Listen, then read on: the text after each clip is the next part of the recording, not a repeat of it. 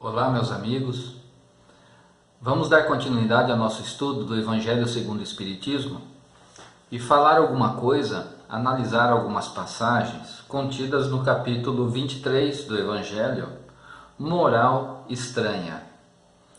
Ali, Kardec aborda algumas passagens contidas nos Evangelhos, onde a lição apresentada por Jesus, o ensinamento que Jesus teria dito, nos soa de maneira estranha aos ouvidos e ao nosso entendimento.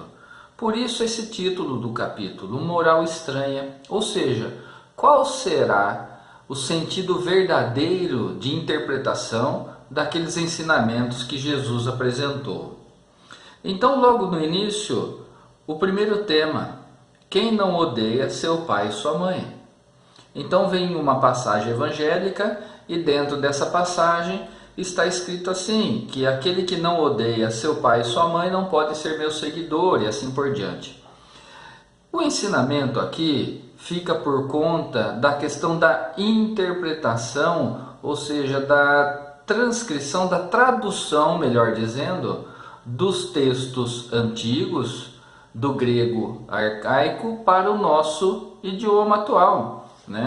Porque o verdadeiro sentido não era quem não odeia seu pai e sua mãe, mas amar menos. Odeia aqui tem o sentido de amar menos. Então nós compreendemos o verdadeiro significado, porque a pessoa tinha que estar disposta para seguir Jesus naquele tempo, e o sentido era literal de acompanhar Jesus, de ser discípulo de Jesus. Ele tinha que realmente deixar sua família, deixar seus bens para seguir Jesus e assim absorver todo o ensinamento evangélico que Jesus estava apresentando para os seus discípulos, aqueles que estavam próximos dele. Outras situações também que nos chama a atenção é a respeito de uma outra passagem que diz aqui que todo aquele que tiver deixado por meu nome sua casa, seu irmão, sua irmã, seu pai, sua mãe, sua mulher, seu filho, suas terras, por isso receberá o cêntuplo e terá por herança a vida eterna. Está no Evangelho de Mateus. É lógico que aqui Jesus não está estimulando o rompimento dos laços de família, O que ele quer dizer é que era necessário, para que a pessoa seguisse Jesus, teria que abrir mão de outras coisas, E nós, hoje, nós podemos muito bem seguir os ensinamentos de Jesus e continuar com os nossos afazeres, continuar junto da nossa família, continuar trabalhando sem problema algum. Mas o que é necessário nós entendermos aqui é que para seguirmos Jesus, seguirmos os seus ensinamentos, e esse ensinamento, uma vez assimilado por nós, nos causa a nossa transformação, é lógico que nós passaremos a dar grande importância ou maior importância às questões espirituais, em detrimento dos valores materiais que nós antes nutríamos. É natural que seja assim, faz parte da nossa transformação. E o convite de Jesus é justamente esse, para que a gente atente às questões espirituais, às questões do sentimento do amor, do verdadeiro comportamento que vai fazer com que o reino de Deus se instale em nossa intimidade. Porque todo aquele que segue Jesus, hoje no sentido figurado, na verdade os seus ensinamentos, tem por base o desejo sincero de colocar em prática o que Jesus ensinou, de fazer com que o sentimento do amor se transborde e passe para o seu próximo, através do bom comportamento, através da boa palavra, através da prática da caridade, através do exercício dos sentimentos, da paciência, da tolerância, da compreensão. São todos exercícios que nós precisamos fazer, uma vez que nós estamos nos propondo em seguir os ensinamentos do Cristo, de sermos discípulos dele. Hoje, nós que temos por desejo sincero estudar e colocar em prática os ensinamentos do Cristo, somos discípulos do Cristo. E Jesus, eu me recordo que numa dessas passagens ele disse que os seus discípulos serão reconhecidos por muitos se amarem. Muitos se amarem aqui significa realmente ter um desejo de amor ao seu próximo, ter o desejo de respeitar o seu próximo, as ideias, o comportamento, e assim olhar para o próximo como um irmão. Dando continuidade aos ensinamentos deste capítulo, nós chegamos numa parte que causa grande alvoroço para aqueles que fazem uma interpretação literal. Quando ele disse assim: não penseis que eu vim trazer a paz sobre a terra. Eu não vim trazer a paz, mas a espada. Porque eu vim separar o homem de seu pai, a filha de sua mãe, e a nora de sua sogra. E o homem terá por inimigos os de sua casa. Essa passagem está em São Mateus. Eu vim lançar o fogo sobre a terra, e que desejo senão que ele se acenda? Eu devo ser batizado com o batismo, e quanto me sinto apressado que se cumpra. Se nós fizermos uma leitura descompromissada, nós vamos estranhar porque como que pode um homem que transbordava o sentimento do amor e ensinava o bom comportamento, falava a respeito da vida, da continuidade da vida, do Pai Celestial que nos ama como filhos de Deus, como que pode uma criatura dessa, um homem desse, falar que veio trazer não a paz, mas a espada, que veio fazer com que o filho se volte contra os pais, e ainda que terá por inimigos os de sua casa? Mas que significa tudo isso?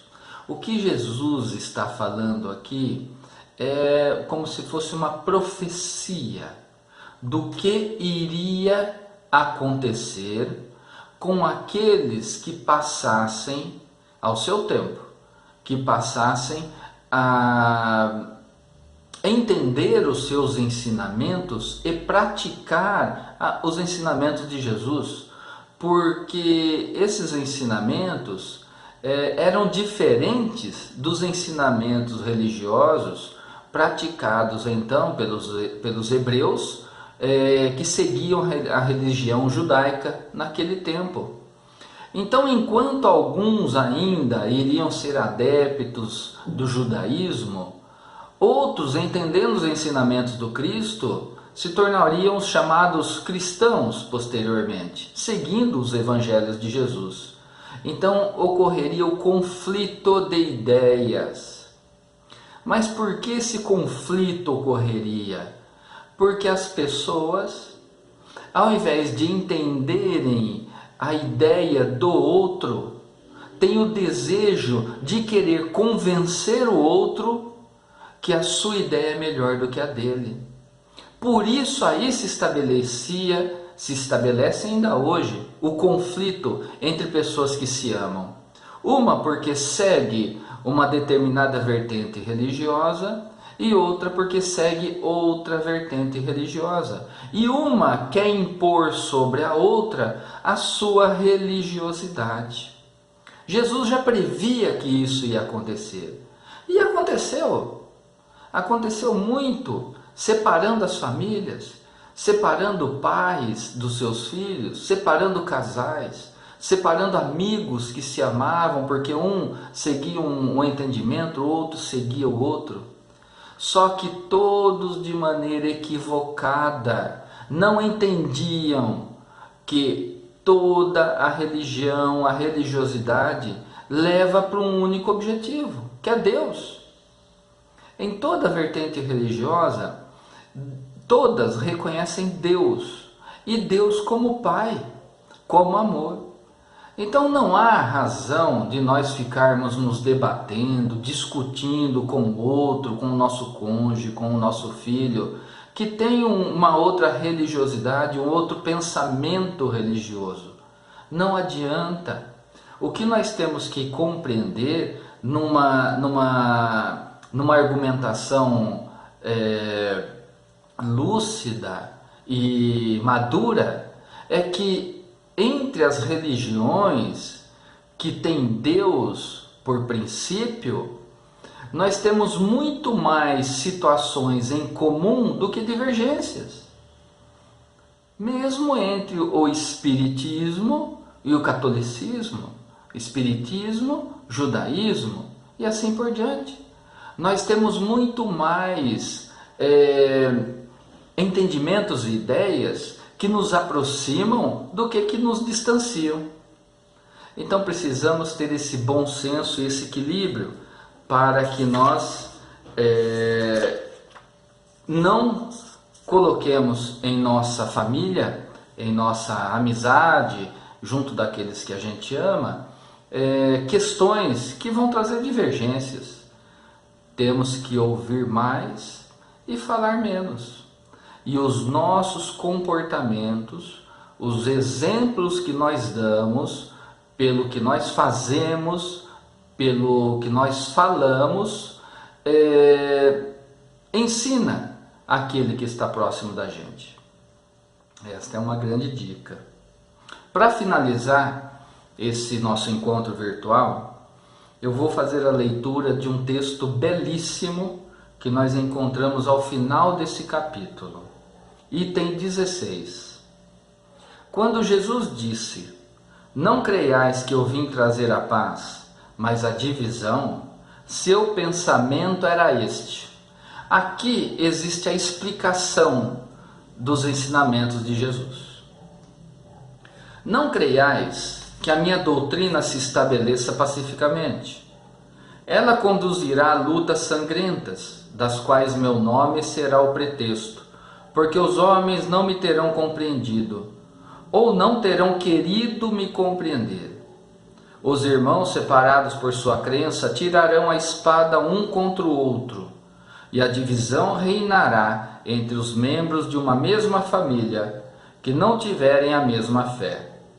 Eu vim lançar o fogo sobre a terra para limpá-la dos erros e dos preconceitos, como se coloca fogo num campo para nele destruir as más ervas.